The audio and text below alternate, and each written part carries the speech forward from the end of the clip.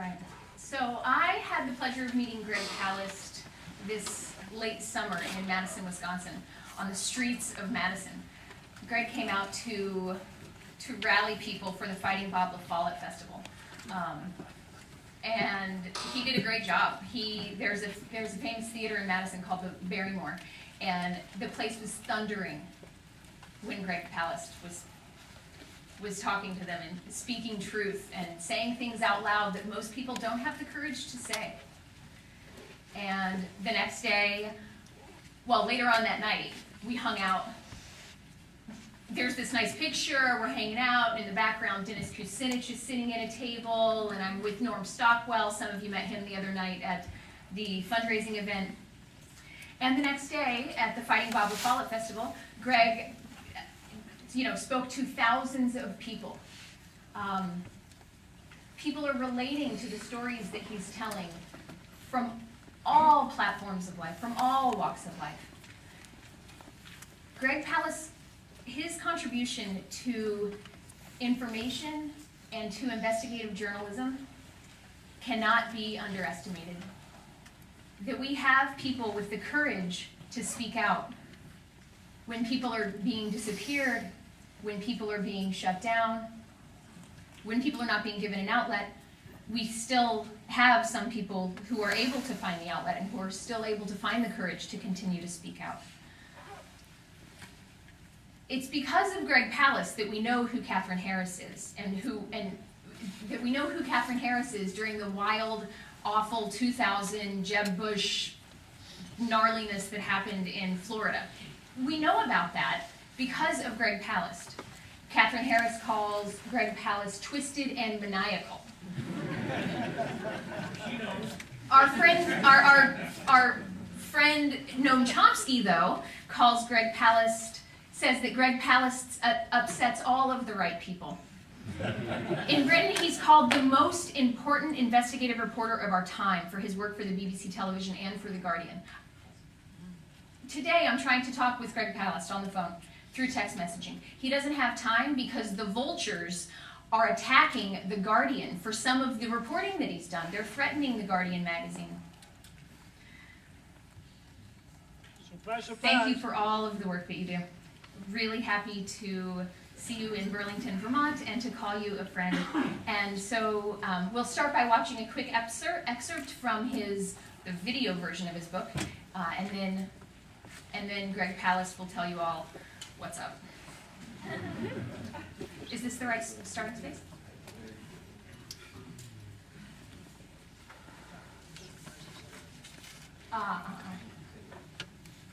Yes, yep.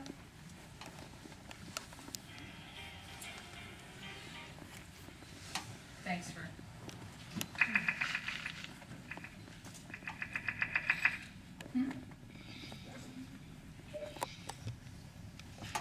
Thank you.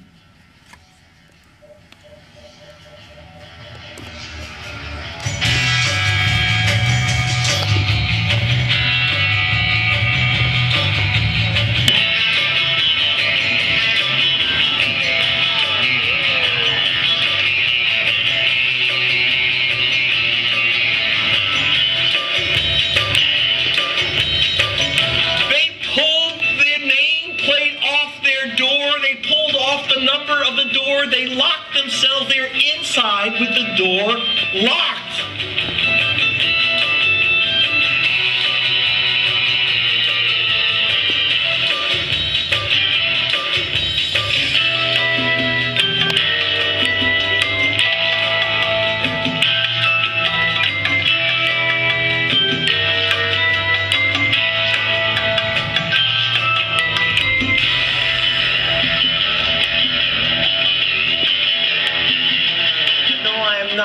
No, I'm not. I'm a reporter.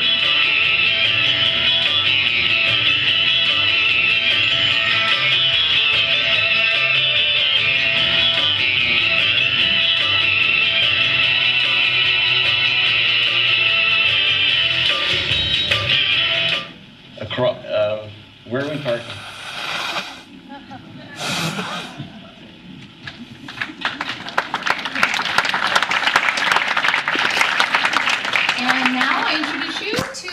Greg Palast.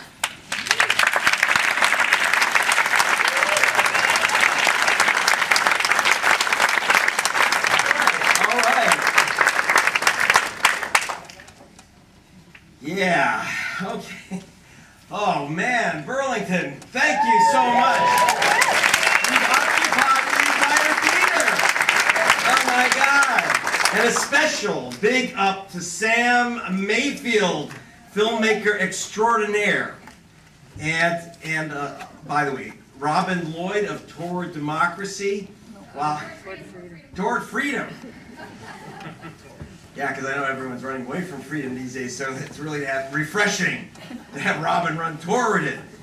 And Ben Doggle, thank you so much for bringing me here. And by the way, I want to give a big up to the Vermont Tigger and Greg Guma. Hey, please, our people. Now, I do want to say,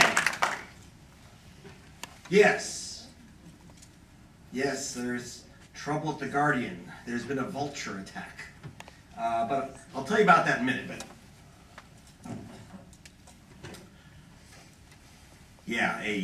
But I did want to mention, I met Sam Mayfield, by the way, and you're going to support her film because it's our film. It's not their film, right? You're not going to see her stuff on the Petroleum Broadcast System, and you're not going to see, if we want to get the information, we have to occupy the movie screens, okay? That's your responsibility. It's my responsibility. I'm going to help Sam with this film. So are you. We're going to do it monetarily. We're going to do it with our voice. We're going to take it around. We're going to go door to door and show people the film. If they close the door, we're going to show it on their door. I met Sam Mayfield, by the way, she was right, in Wisconsin. She got me in trouble because after she poured a couple drinks in me and then introduced me to this guy who had poured a beer on a Republican Wisconsin state legislator.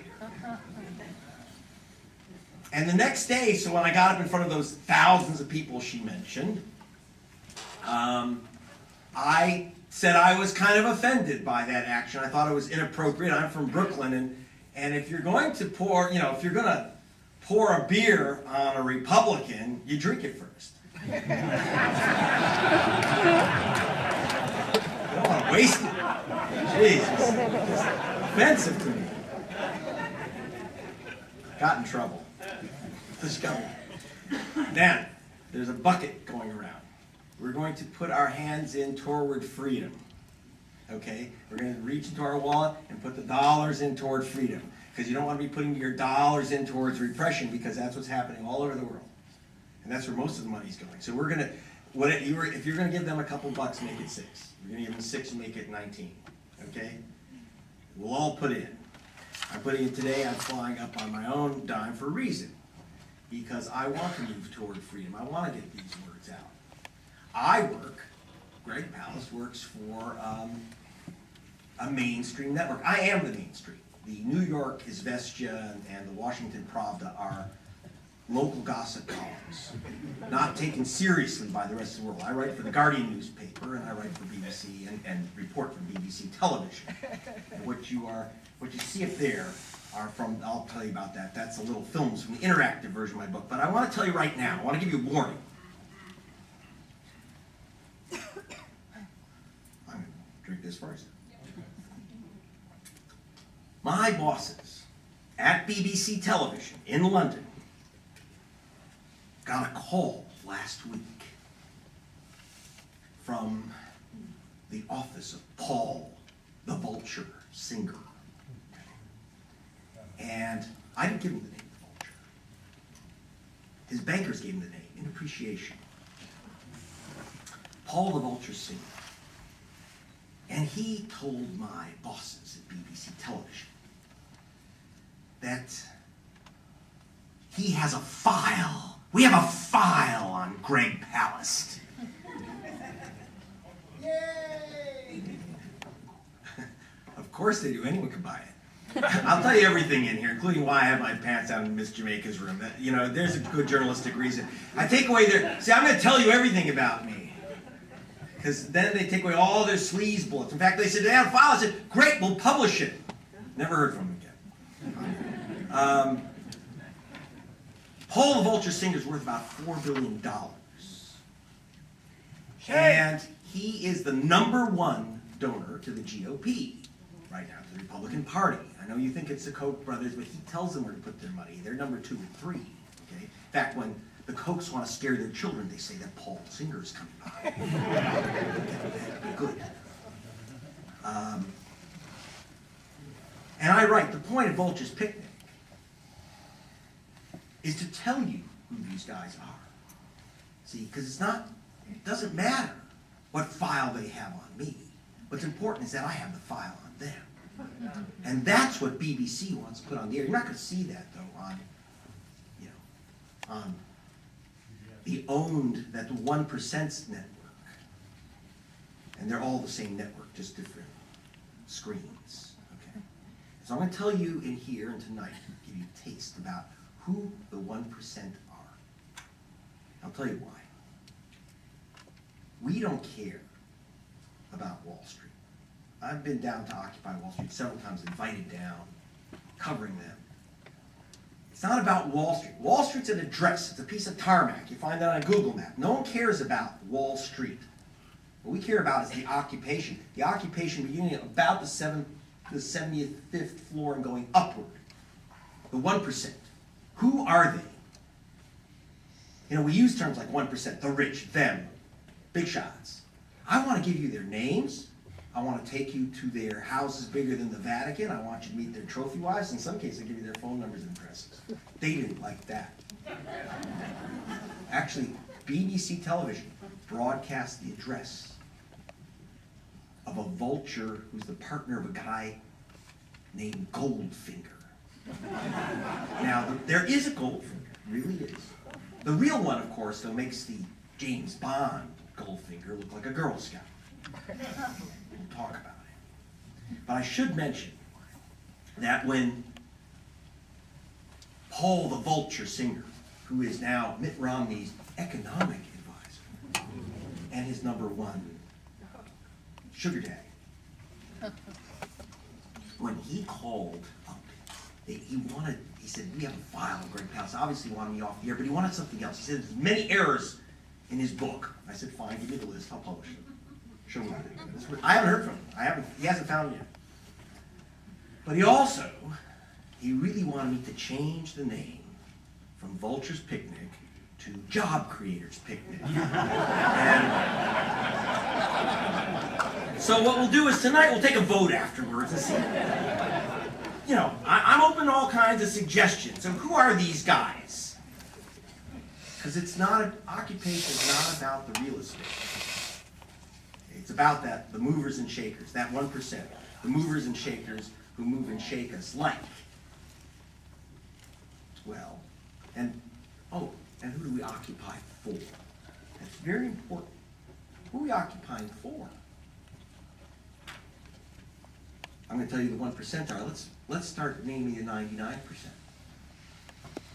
Okay? We occupy for Stanley Ann Mattingly.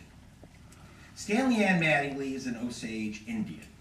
Lives on the Osage Reservation in a trailer, gets about $30 a week from oil well royalties. And those oil wells that are stripper wells, you know, those horses that go up and down, those metal things, they pull up a few barrels of oil. There's a company that has a contract to take the oil, put it in their trucks, and pay them their royalty. So she watched this tanker truck come up and take, 15 barrels of oil out of the stripper well in her yard and mark down 12. Go to the next yard to her neighbors. They take out 27 barrels of oil and they mark 22. Now, wait a minute. Right. Now, when you take something and you don't pay for it, it used to be called theft. Now, how do we know this happened? Because we filmed it. I used to be an investigator before and I had a real job before I was an investigative reporter. I actually investigated. I was a gumshoe detective, worked on the really big, giant racketeering cases. But here I was working with the FBI alongside them, and they had a film. They were filming these trucks, writing down, 32 barrels when they took 36 barrels. We followed the trucks back. Because what were these oil truckers doing with the extra oil? I was sticking them in their SUV. What are they doing? We go back to a loading dock in Oklahoma, and there's a guy standing up on loading dock saying, "I want more overage." Now, overage is what you don't pay for stuff. I want more. Scaring these truckers. It's their job to basically steal or get fired. Now, the guy standing on the dock is named Charles Koch. Himself. Now, that's very interesting for several reasons. Most interesting is that the man was already a billionaire. You know, he got it the old-fashioned way. He inherited it from Daddy. His daddy was head of the John Birch Society, founded it, so I guess you could say he got it the old-fashioned way. But he already had $1 billion. So, believe it or not, we had one of his top executives wired.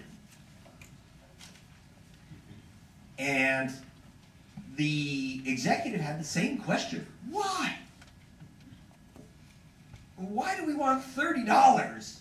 Why are we committing a felony crime? To take $30 from this Indian lady. I mean, it adds up. But why? Why is he standing on that dock out there? And Koch said, and this is from what the executive said on the wire. This is a transcript. I want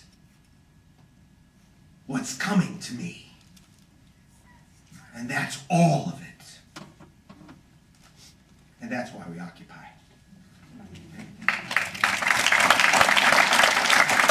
Now, April 20 last year, kaboom! Deepwater Horizon blows up.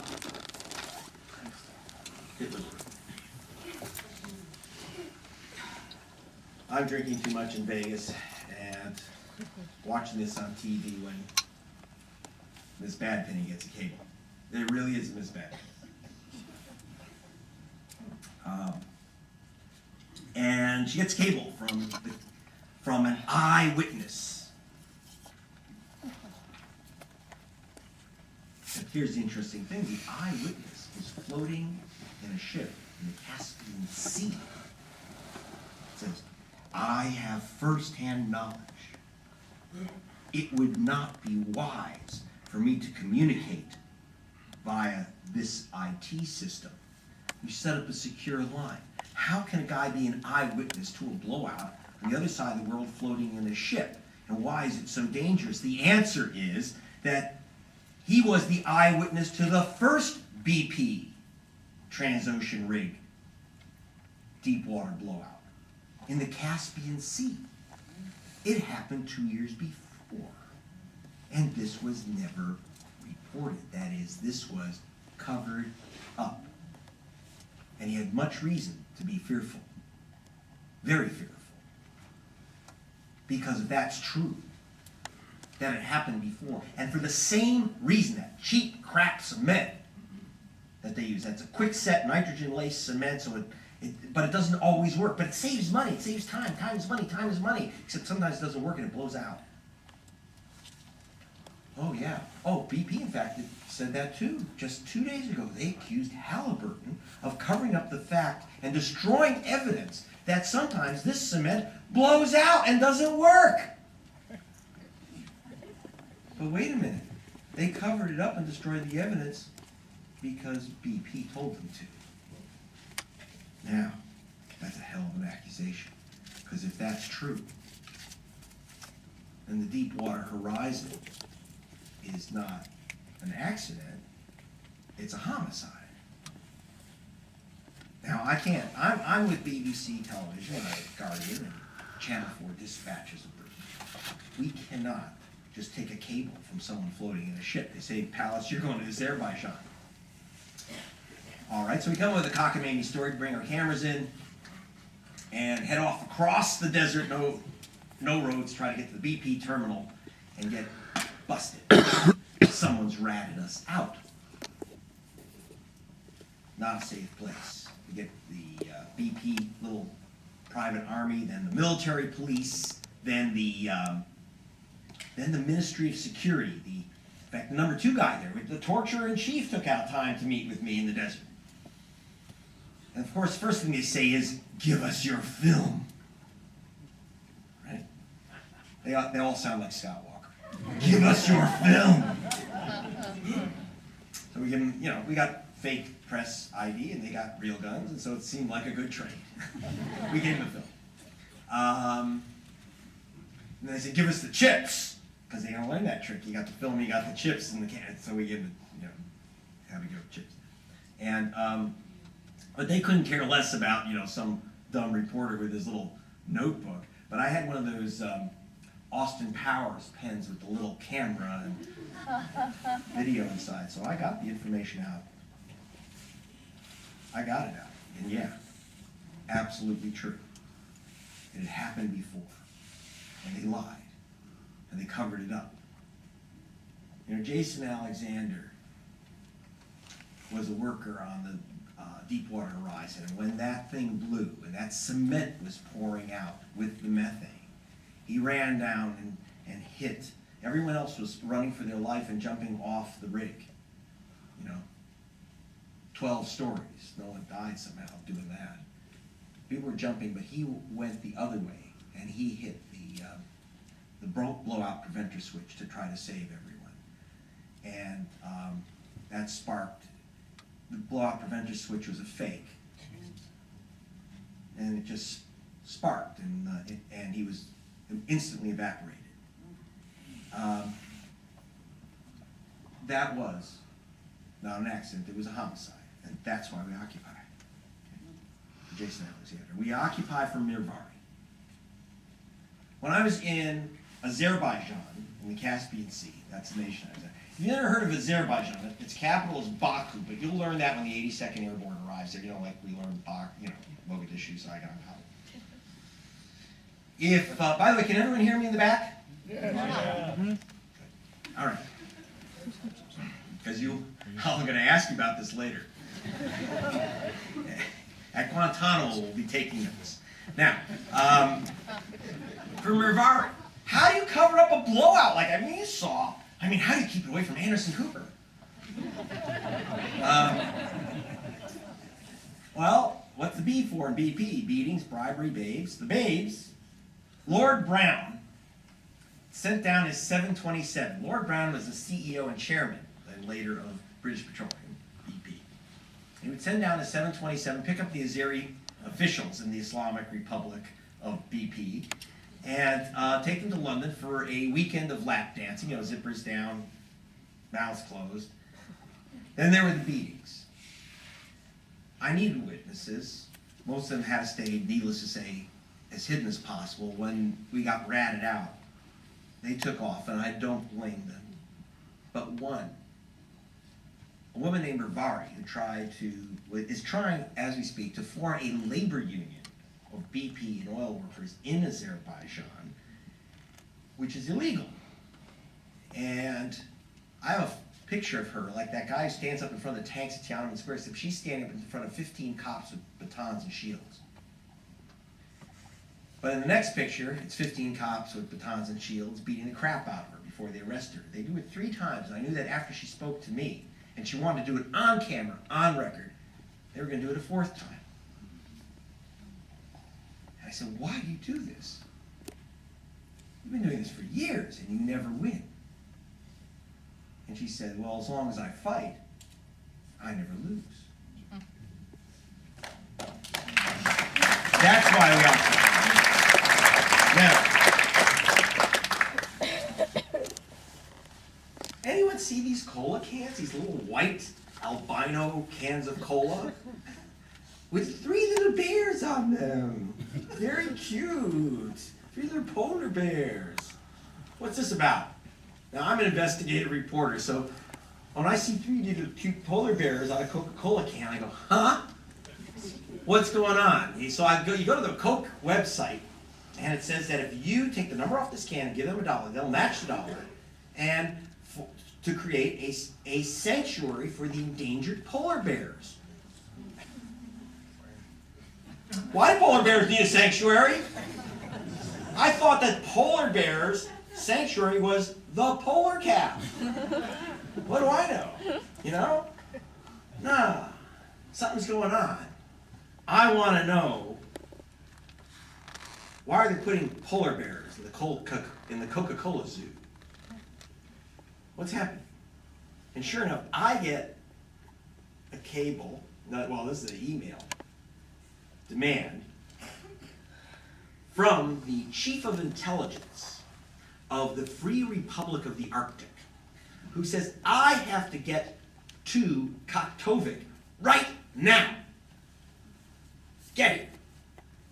And I don't know where the hell Kaktovik is, but I look at Google Map, and it's a little island off the north slope of Alaska in the Bering Arctic Sea above the Arctic Circle. So I'm waiting for Santa's elves to send the next message, but I get another one from the chief of intelligence of the Free Republic of the Arctic, who says, ETOC is waiting for you. So I tell Bad Penny, you better rent see if we can charter a plane with skis to land on ice.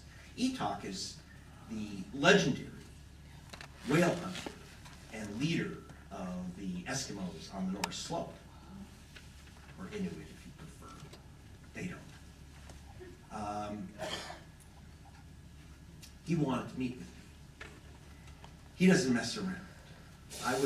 He wouldn't call me up for nothing.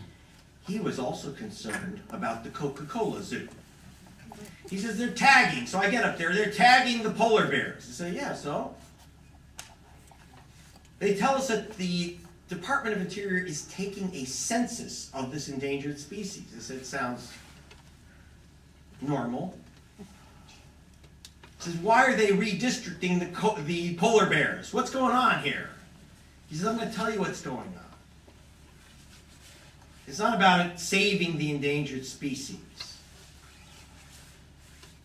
The plan is to move the polar bears because of what's under them, which is oil. And it's lots of it. And they're going to drill here. Now, I tell ETOC. Now, if you see, I don't know if you were paying attention to one of those films, and I think the sound was down, but he was using very direct language with me. Because he said, if they drill here, we're gone. The Eskimos are gone. Because if you saw, I was inside a whale carcass, which is the size of this room, kid you not. And then we had a lunch of fermented whale meat and congealed blood. Which let me tell you, if you have a chance to eat fermented whale meat and congealed blood, don't. You'll see a big photo of me trying to not vomit on my social photo. And he says they're going, if they drill, we're done. Because whales don't like to swim in oil any more than humans do. And they can go anywhere. They won't be here, and then we're finished. And he took me out to the whale, and he fed me the whale meat for good reason. Because this is what they live on. This is, for the Eskimos up there, whaling is not like a cultural experience. It's a lunch experience, okay? That's it for them. That's it. That, or cleaning porta potties on the rigs, which is not what they want to be doing, and will not. That's the end for them.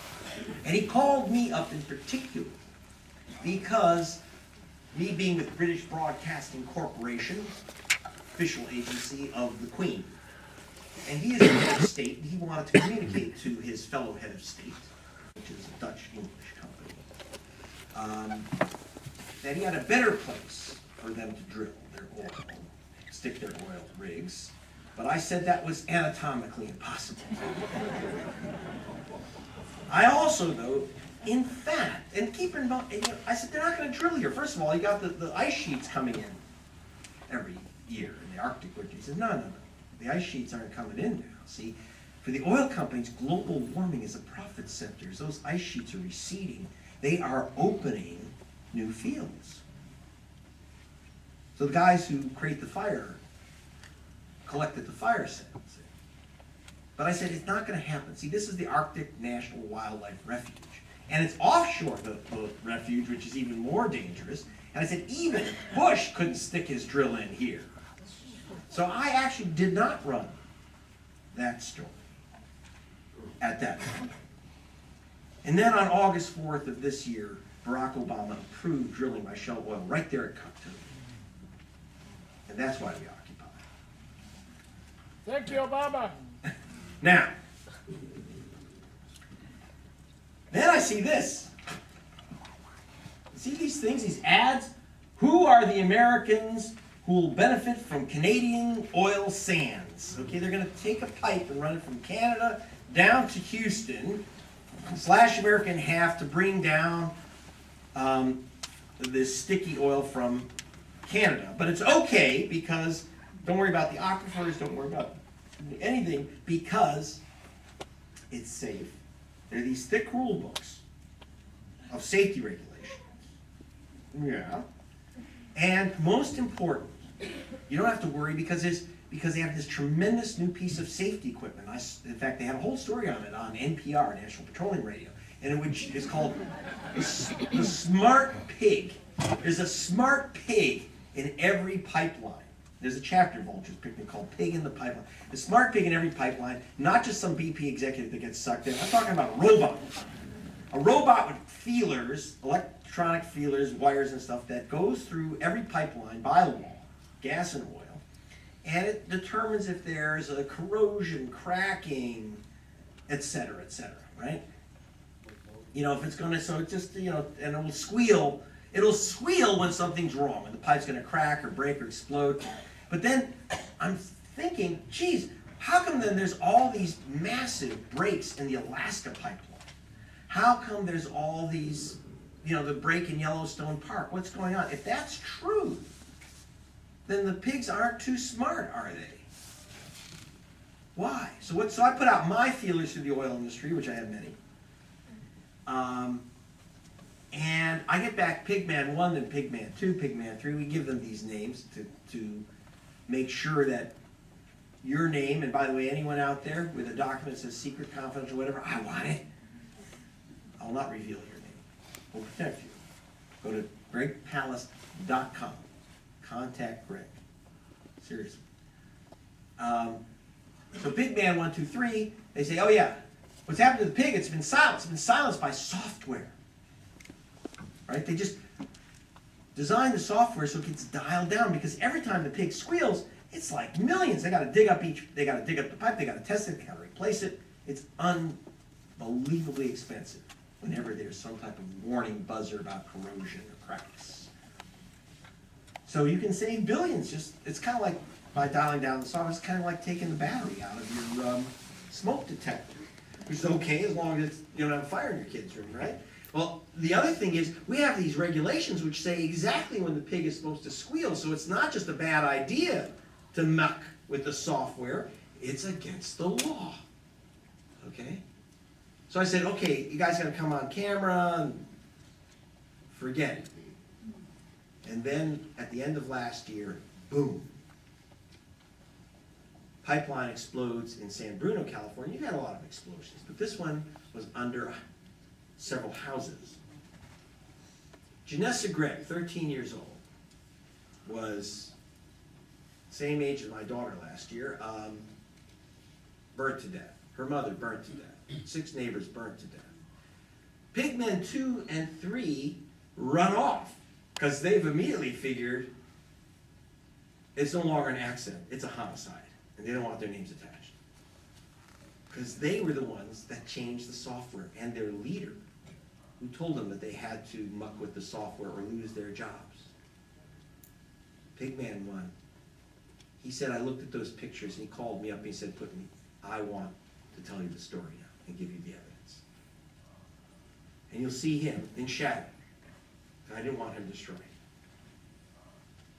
Telling you what's happened. By the way, I'm with, because of British rules, we don't have, I gave all this information to BP, to all the oil companies, and said, you tell me, is this true or false? In other words, you have a right to deny it. They didn't deny it. I got a bunch of, we followed the rules. I got all this fluff. You'll see it at vulturespicnic.org. I'm putting this all up in a place called the File Cabinet. And by the way, if you want those films, if you get the you can get all those films embedded in the book. If you get, if you have an iPad or an iPod or an iPuke or whatever you have, if it's electronic, you can get the Vultures Picnic amplified or enhanced version or whatever they call it, and you will get at the top of each chapter a little video introducing you. You'll meet Etok and Pigman, all these guys.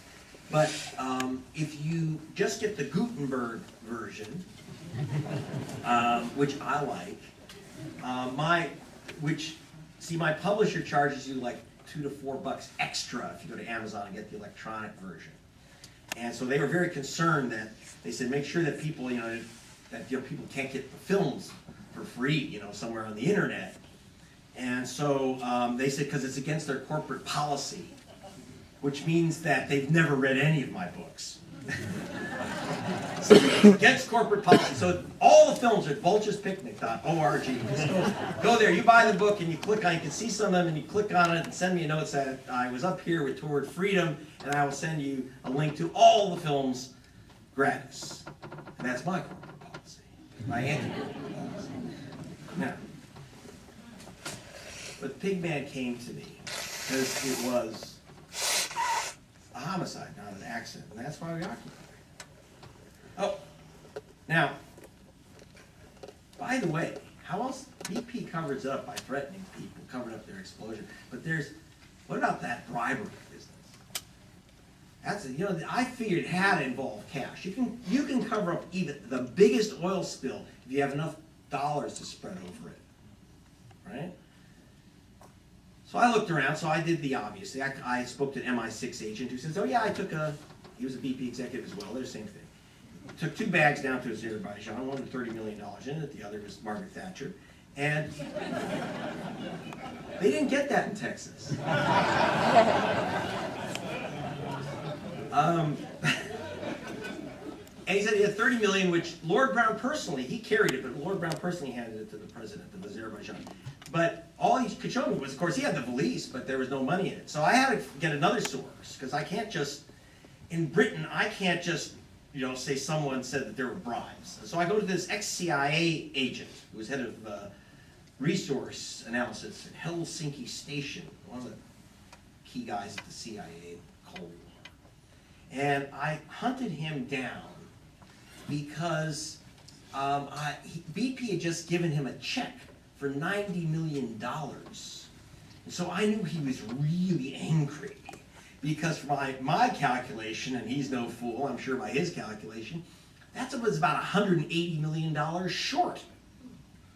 So I knew that I had a billionaire with a Jones on for BP. So I got a hold of him and said, how could they cover this stuff up? How do they get away with it? And he said, BP bribes. Lord Brown bribes.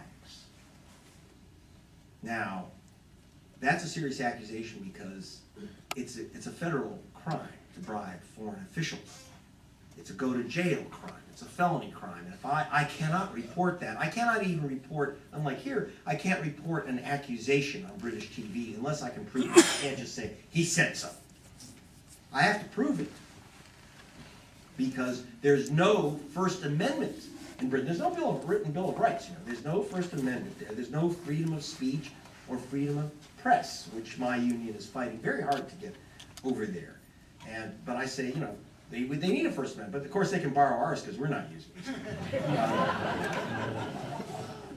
So I asked this old spook, I said, you say that they bribe. Remember, he's disgusted by BP's morale. This guy at the CIA is disgusted by BP's morale.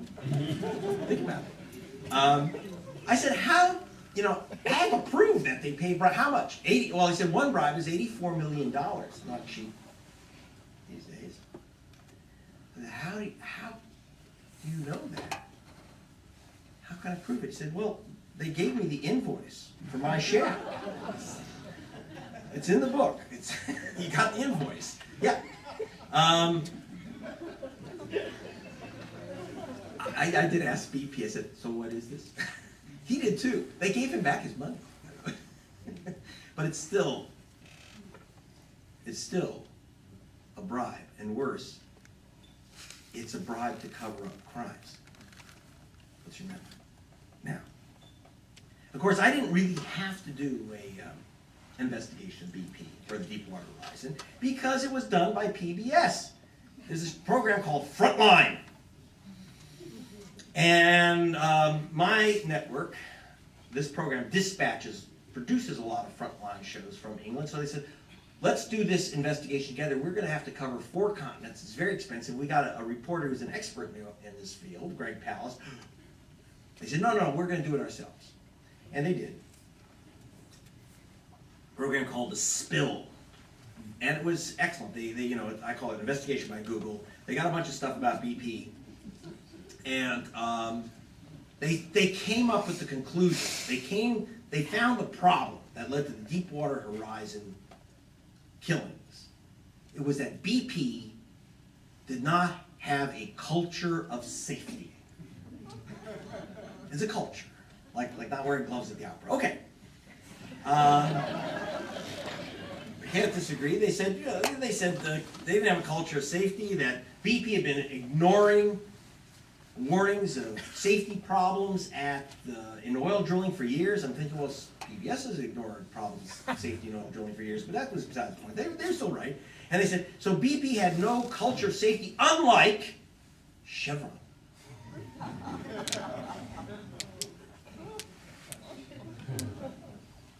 Well, okay. Then my network says, BBC says, investigate Chevron. I said, yeah, but PBS said that forget what PBS said. They said, go look at the PBS website, the NewsHour website. I said, okay, it says NewsHour, PBS. He said, no, go into the Wayback Machine a few months before this program on the oil spill. I look back, and there is the logo of the official national sponsor of PBS, Chevron Petroleum. Now, there's no connection. Anyway, but I'm sent down to go check out accusations that Chevron, that their Texaco unit had crapped all over the Amazon with crud from oil drilling and had poisoned children, mostly. Massive poisons and cancers and deaths there. And the Wall Street Journal, and of course Chevron, the Wall Street Journal said, oh, it's all a big giant fraud. Some kind of, some American lawyers and found some Indians somewhere, and it's all a fraud. These people don't even exist. Okay. And the New York Times kind of repeated those accusations. And see, the New York Times does investigative repeating, not investigative reporting. BBC says, well, you've got to go check it out. I said, well, how do I get into the Amazon? They said, by boat. We'll get a boat for you. So I take planes over the Andes and all this stuff, and I take a Jeep into the jungle. But I know if you're in the Sierra Club, it's a rainforest. If you're there, it's a jungle. Take my word for it. So I'm going into the jungle, and the Jeep road ends, and we're in the jungle with my crazy gonzo cameraman, Ricardo. Nothing bothers him. Don't worry about it. And he's already been taken hostage twice. And once in Iraq and once in Somalia.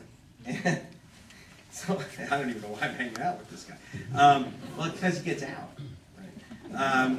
But so Ricardo, we get out, and I'm waiting for Humphrey Bogart and the African Queen to come down the Amazon to pick me up. But no, this guy says Subarco. And I look, if you saw in that film, what was there was a scraped out log.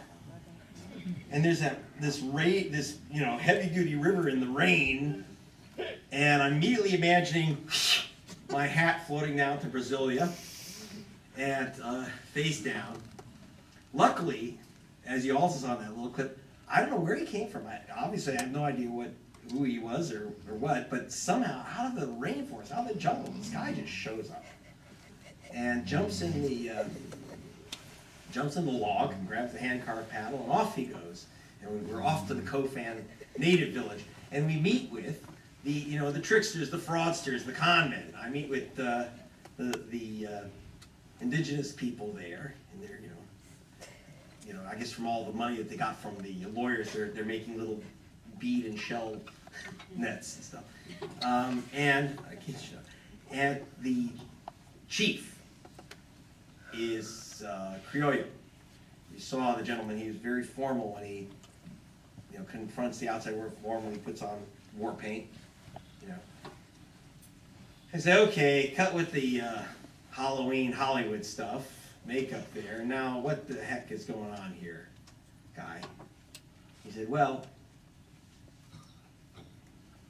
look around. And there it was. From the Exxon Valdez investigation, which I was one of the leader of the racketeering investigation for the natives and the plaintiffs in that case, I can recognize it. There was that rainbow sheen that comes from hydrocarbon. And of course, in some places, then I took a stick and went around through some of these places, and you could pull it up if you saw that stick with the glop on it. That's hydrocarbon. That's oil. That's oil mixed with mud and cement. Left there. And Chief Burrow said his youngest son went swimming, thought it looked like a safe swimming hole, but came up vomiting blood and died. His older son died more slowly of leukemia. So I take the evidence, I take the sludge, I take the statements, and I take a report on childhood leukemia, an epidemic done by epidemiologists, to these lawyers for Chevron and Texaco. And you may have seen them there in little film too, but by the way, you don't need the films to understand the book. It's pretty clear. When I show this material to these guys, and the first statement out of their mouth is, so, these are the only kids who've ever gotten cancer? Okay. There's no way you can prove that. No one's ever proved that oil causes cancer. All right? And then I show him the report. He says, okay, so oil causes cancer. But, and then he had this big grin on his face, chuckling, literally, saying, well, but you have to prove it's our oil, and that's impossible. Because there's no documents anywhere that say it's our oil. And I said, may be true, but what about this document? Now, this document is in Spanish, and it's signed by the Presidente de la Junta, which is the president of Texaco unit of Chevron, who's personally ordering that all the documents related to oil dumping, toxic waste, drilling waste, etc., be taken out of all offices, the principal offices and the countryside offices, and they are to be destruidos. Destruidos. So I asked him, what does he mean the documents are to be destruidos? Translate that for me in Spanish. And he said, well, it means destroyed, but I'm sure there's an explanation. There's an explanation. And there's always an explanation. They said they'll get back to me with the explanation. Why the documents are to be destroyed. I've been waiting 2 years, the explanation hasn't arrived. But so I translated. I said, well, and I translated as hard time felony obstruction of justice. That's why we occupy. Now, and I think we occupy for Sachiko Sato, who is I met her. She's an organic farmer in Fukushima Prefecture. You can imagine. She grows, apparently now she grows pre-cooked vegetables. But I should be.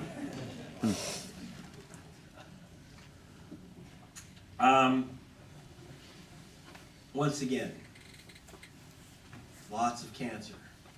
Those are cancer machines now. And who knows where that will go. I'm not going to argue whether it's 100 people or 100,000 people that will die eventually. We just know that some will die. I want to know, is it an accident or a homicide? That's what we need to know. And we do know. Because when I saw the tsunami hit, and I saw the earthquake, I said, that plant ain't gonna make it. Bad Penny says to me, well, how do you know that, genius? You're telepathic with machines across the world. No, we had quite a fight. I said, go to the file cabinets. Lots of file cabinets. Back, the one marked 1988 Q, what's called QA, quality SQ, seismic qualification. Now, if you're an engineer, you may have some idea what that is. Every engineer has a notebook. Every structural engineer on the project will have a handwritten notebook. It's usually smaller than this, and you just go around every day, and engineers who work on projects will know this, and you just write down everything that's going on. Keep a record and a log. Well, I had the record and logs of the chief construction engineer for nuclear plants for Stone & Webster Corporation. It's the main nuclear plant builder in America from decades back, and in Japan, and in most of the world. And this engineer's notebook talked about a guy named Bob Wiesel. Now, Wiesel was in charge of SQ, seismic qualification. And he said, and he's writing about this, Wiesel, and I'm reading from the notebook, Wiesel was very upset. He seemed very nervous, very agitated. He said that no way on earth could this plant withstand an earthquake. That the components would, quote, and I'm reading from the notebook, completely and utterly fail during an earthquake. They knew. They knew. They knew the plants they were building could not withstand earthquakes. Wiesel was nervous because he was ordered to lie to the Nuclear Regulatory Commission, which sets the standards for the entire planet, not just for Fukushima, for Germany, for everywhere. And he pulled down, in fact, the rule book that said that he had a report that he found that the plants he was looking at had failed the test for seismic qualification, for earthquake proofing. But they said, one of the notes is, Wiesel will do the right thing, meaning he'll falsify the documents, and he did. Now, Stone & Webster, if you read Confessions of an Economic Hitman, John Perkins, that was the company he was hitting for. And he was kind of hitting me. I was on the other side. I still feel it. We're friends now since he's come in out of the cold. But I did take these documents, the faking of the earthquake proofing, the faking of the emergency diesel generators, which are supposed to save us, God forbid. Here at Vermont Yankee, sane, Transamerica Delaval designed diesel motors. Forget it. Fake. I put it in front of a federal jury. The federal jury found them and their co-conspirators liable for racketeering, for fraud, and the jury verdict was $4.5 billion. Put them out of business. However, it's a corporation, Stone & Webster. And I know that they've told you, the Supreme Court, that corporations are people. Just like people, they can go to Iraq and lose their legs. Right? They can do something that humans can't do, corporation people. They can shift shape. Right? And when they shift shape, they can become something else. You get 2 drunk driving convictions, and you ain't driving a school bus. Stone & Webster can be found guilty of falsifying earthquake and emergency diesels and every other, and lying through their teeth about nuclear safety and nuclear plant costs. But they've shifted their shape into a division of Shaw Construction. Last year, the Obama administration approved government guarantees for 4 new nuclear plants, first in 3 decades in the United States. 4 plants. All 4 will be built by Shaw Construction. Right? And they're already busy because they've been hired to rebuild Fukushima. Did you not? Now, But don't worry, because in the case of one of the nuclear plants at South Texas, they said, don't worry about our record, because we are going to have here, the construction will be overseen and the operation overseen by the world's most respected nuclear plant operator, Tokyo Electric Power. Can't make this up. Now, oh yeah, I got this note. We have figured out who murdered Jay Horton, the weapon used and why. Jay Horton was a nuclear corporation executive who was caught doing something which would now not be illegal. He was making political payments to politicians, which corporations can't do, and he was about to go to prison for this crime. So corporations don't break the law anymore because they changed the law. They decriminalized their criminality. But then it was criminal, and he didn't want to take the blame. Fall for the company. He just said, I know all about this company, man. If I'm going down, you're all going down. And he borrowed the company plane. 12 minutes after he takes off, boom, Jake, and all his documents are all over Georgia in little pieces. So they thought, and there was a call made to a local investigator saying, you don't have to investigate Southern Company anymore. Now that Jake's gone. And the documents are gone. Well, not all the documents. One floated down into my hands. $117 million in nuclear plant parts and other parts for the power company.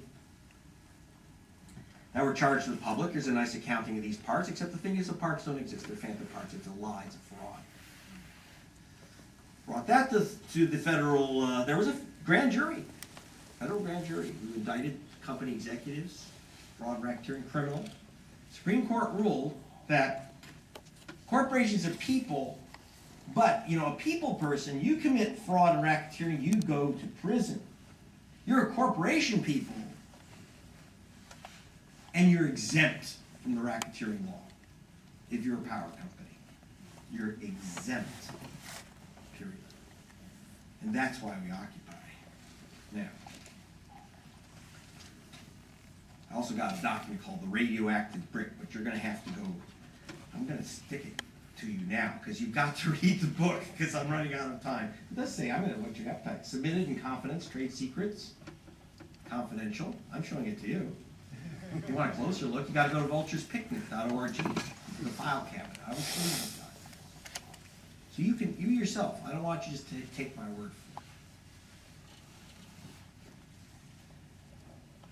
But now, what about Mr. Goldfinger? What about Paul the Vulture Singer? The file that they have on me, you can see in the book. The file that I have on them, they would like me to stop. In fact, yesterday, Goldfinger's partner threatened, as Sam said, threatened the Guardian newspapers. What they didn't like, see, I've done the expose of Mr. Goldfinger. What he didn't like was that his address was published in the Guardian.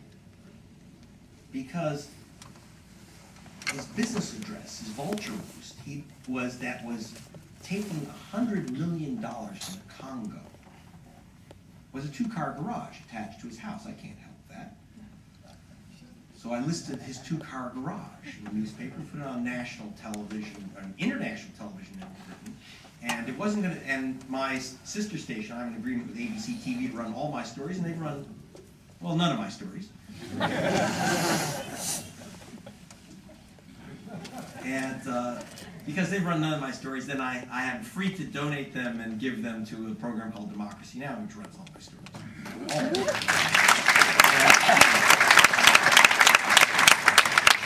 But they were very upset. Now, what's going on here? What happened was I just come back from the Congo 3 weeks ago, and then I was at a cholera quarantine center. Why do they have cholera in the 21st century?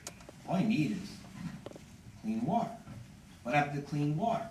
Congo is a very, very wealthy nation. It has cobalt. It just sold $80 million worth of cobalt. for cell phones. But then the $80 million of cobalt money, which was earmarked by UNICEF for clean water, could save 200,000 lives, almost all kids, was seized by this guy, Peter Grossman, who's a partner of Goldfinger, which is the name used by a guy named Michael Francis Sheehan, but he likes the name Goldfinger. Or he did until I put it on TV. Until I staked it out. Now, how does this happen? I want you to know these stories because remember, these are Romney's, the GOP's job creators. Right? Okay. What they did was they get a hold of the debt of a third world nation, sometimes a dying U.S. industry. It's in civil war. There's mass mayhem.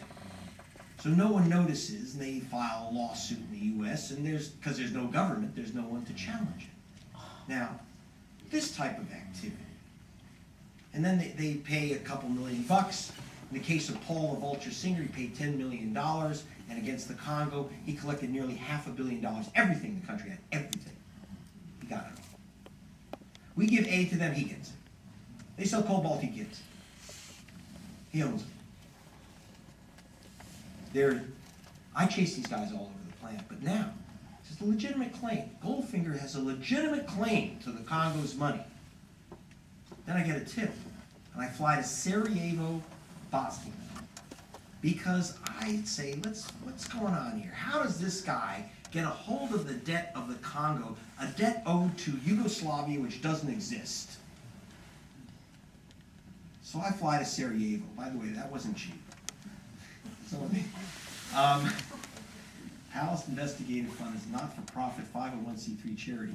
You can make a donation. So I go to Sarajevo. What do I find?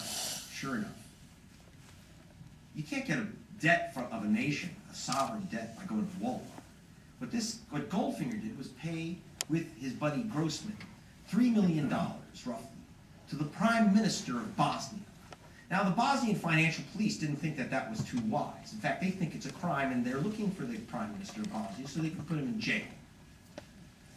Nevertheless, while the Bosnians say this is illegal, and the rest of the world says it's illegal, in the United States, it's not. This guy's used our courts, unique in the world, to seize the Congo's money. By the way, where does Congo get its money? We've written off all their debts, so it's coming also from us, right? Now, and that's what these job creators do. Now, it's not the first time I encountered Mr. Goldfinger. Goldfinger had paid $3 million to the president of Zambia. And the president of Zambia then agreed to give Goldfinger the right to suck about $40 million out of the Zambian treasury, which is basically the AIDS money, the AIDS medicine money we gave that nation. Nice. Our team follows the trail of the president of Zambia to his bank, because he takes his loot to his bank, of course, as you would, except of course his bank is in Geneva, Switzerland, a Swiss bank, but on the way to the bank, he stops to go shopping, as you do when you go to the bank, except he drops about $1 million or so cash at a boutique to buy 200 pairs of elevator shoes, because he's a short dictator, diamond-studded tie, 90 leisure suits. How do we know this? Because we follow him. And my chief investigatrix, Ms. Badpenny, which is really remarkable, she speaks several languages, many accents, goes and speaking the Alpine, German, that they speak there, and some local French, and says, we're from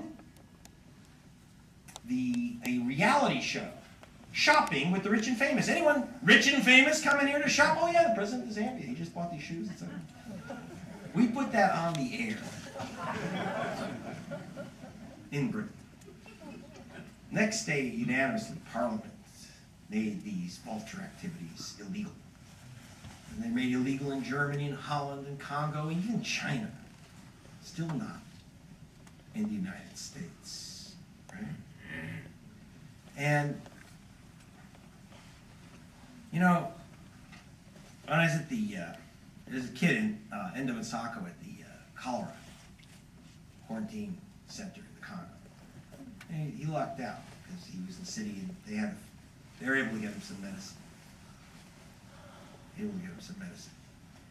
And, you know, the thing was that UNICEF and the British thought that the money was coming in. They were preparing all these wells to dig. And I had to tell them, no, the money's not coming. The vultures have it. The job creators have their money. And that's why we occupy. We occupy for Stanley and Mattingly, the Osage Indian Reservation. We occupy for Jason Alexander, who was evaporated on the Deepwater Horizon. Chief Criollo and his sons, Itak, the Arctic, Sachiko Sato at Fukushima, Endovensako, the cholera quarantine center. And that's the point of the occupation. It's why we occupy. It's not about the real estate. And I want to tell you why this guy was threatening me, because something has changed. Some of the occupiers are getting it. In the case of the Vulture Goldfinger's partner, after seeing my report in Democracy Now!, after reading, then after digging into Vultures Picnic, a group of Congolese joined by the occupation which crossed from Wall Street, across the Brooklyn Bridge, and they went to the Vulture's house, and they went to his brownstone mansion and his two-car garage where the Congo's loot was, and they told his neighbors and handed out papers saying, this is what your neighbor does. This is what your neighbor does. Because if they don't like, the occupation made them nervous when they had to look from the office windows down to the people who were their victims. They certainly don't like looking down from their living room windows. And that's the new occupation. Move from occupation to innovation. Because it's not about the real estate. It's not about the real estate. It's about us and them. You're an imperialist. It is about Stanley and Mattingly and the people. It is about the 1% and what they've done to the 99%. And that's what I want you to get tonight.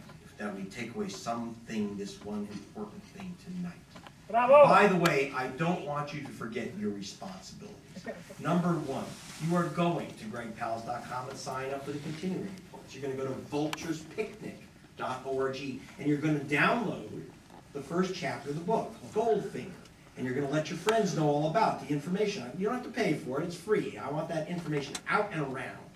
Go to vulturespicnic.org. The information is more important than the sales. You get it around, that's for free. You want to get the book? I think that's a damn good idea. I wrote it so you'd be informed. I'm going to sign them out there. I'll also answer your questions out there and talk to you about it.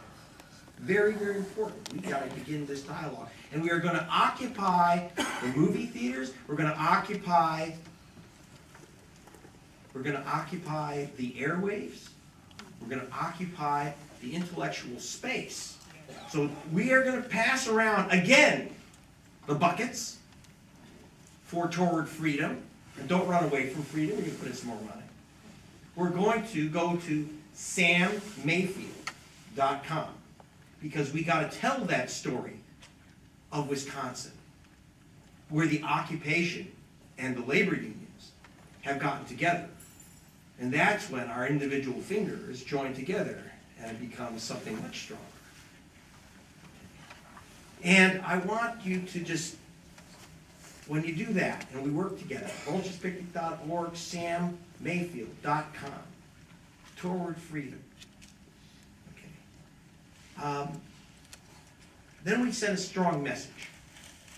We send the message that these vultures, and vultures feast when people and things die. We're going to tell them the picnic's over. And we're gonna tell Mr. Cook that we agree with him, that he should get everything that's coming to him. He may be too big to fail, he ain't too big to fail. Thank you very, very much. Thank you.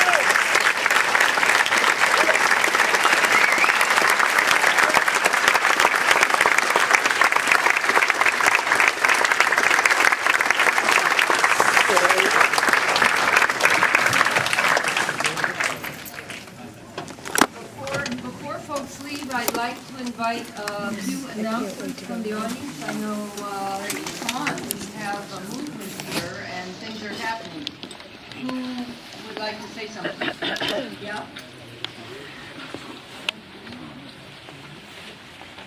Fortunately, I have something prepared. My name is Jim Faust. I'm a Teamster with over 597. This is on behalf of Teamsters, brothers and sisters in New York City. This is, I can't give you all the details. We have pamphlets out there that are available. It's about a man named William Ruprecht.